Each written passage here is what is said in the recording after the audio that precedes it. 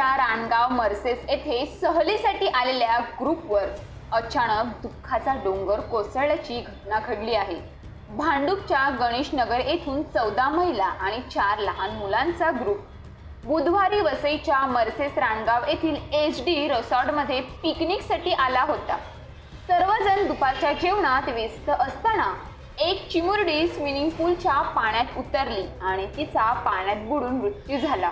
7 वर्षीय समीक्षा दिनेश जाधव असे स्विमिंग पूलच्या पाण्यात बुडून मृत्यू झालेल्या मुलीचे नाव आहे।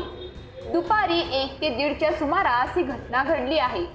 HD रिसॉर्टमध्ये कोणताही स्विमर गार्ड तेथे उपस्थित नसल्यामुळे मुलीला आपला जीव गमवावा लागल्याचा आरोप प्रत्यक्षदर्शींनी केला आहे। वसई पोलिसांनी फक्त अकस्मात मृत्यूची नोंद केली आहे, मात्र रिसॉर्ट मालकावर गुन्हा का दाखल केला नाही असा प्रश्न उपस्थित होत आहे।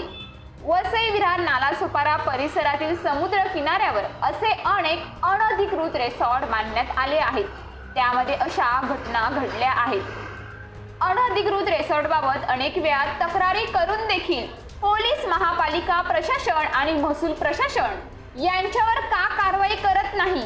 रिसॉर्ट मालकांच्या अर्थपूर्ण व्यवहारात मूग गिळून गप्प बसले आहेत का, असा सवाल आता सर्वसामान्य नागरिक विचारत आहेत।